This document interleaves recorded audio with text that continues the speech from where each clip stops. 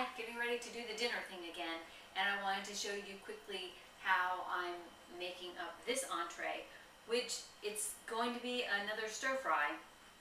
Seems like I either have a whole veggie burger thing, or a wrap, or a stir fry with noodles, or fish, or a stir fry, and instead of using the noodles, I'm going to use cabbage to bulk it up and spread out the protein. So I wanted to show you that.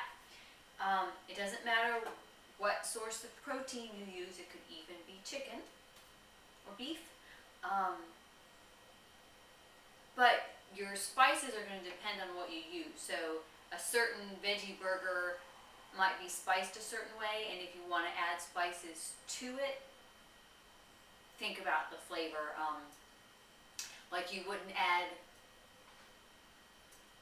soy sauce to one that was Italian flavoring. Okay? I don't think it would taste good. So, I have I think it's called a Mushroom Lovers veggie patty from Morningstar. I have half of it chopped up, and I have some slices of fresh red pepper, and just about, I don't know, maybe a cup of angel hair sliced coleslaw. So my frying pan's already warmed up, and you put the cabbage or cabbage. It's coleslaw when you add dressing to it, right? So the shredded cabbage goes in last. The peppers might take a little while to simmer fry, and it depends on what type of protein you're using, whether it needs to cook a lot or a little.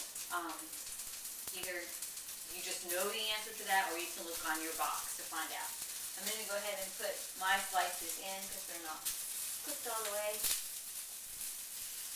Sometimes they'll stick, so be careful, because they often aren't greasy. It's a good thing. There are healthy fats, but there's not a lot of healthy grease. I don't think. Grease meat is unhealthy. Greasy fried foods are unhealthy, but there are such things as healthy oils. So they tell us today. So I'm going to try a little bit of onion powder. Use my bath and garlic powder in this. I'm not sure if it's the right spices. Seems like it.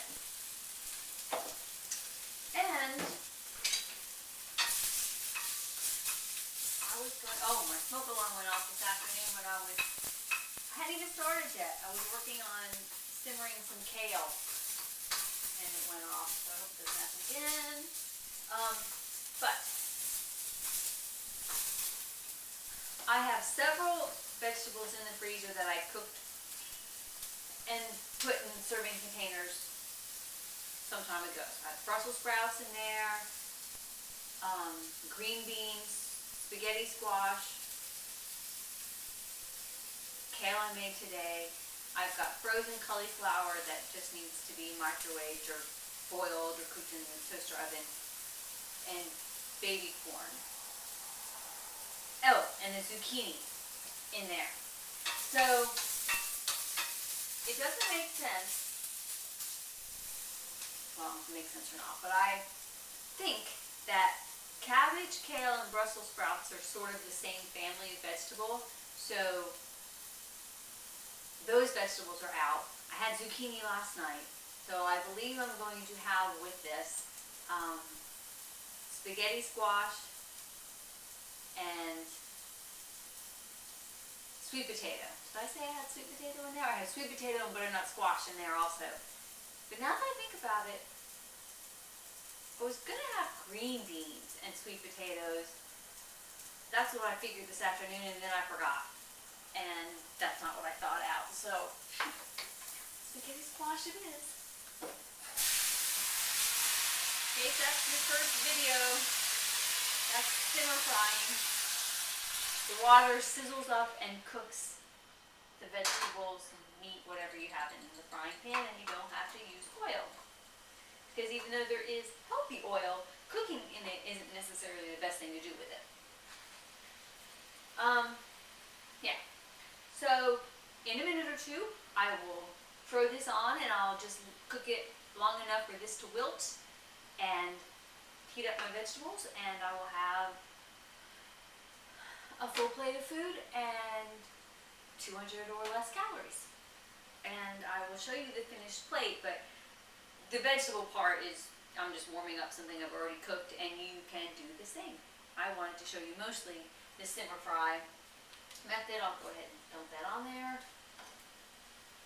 Maybe even bring the camera over so you can see this fascinating simmering going on over here.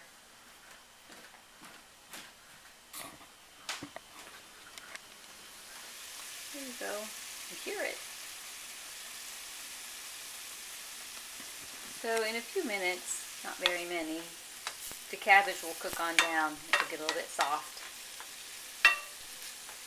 And you'll have a nice, this entree will fill up half your plate, but you will be filling up half your plate with vegetables, which is what they recommend.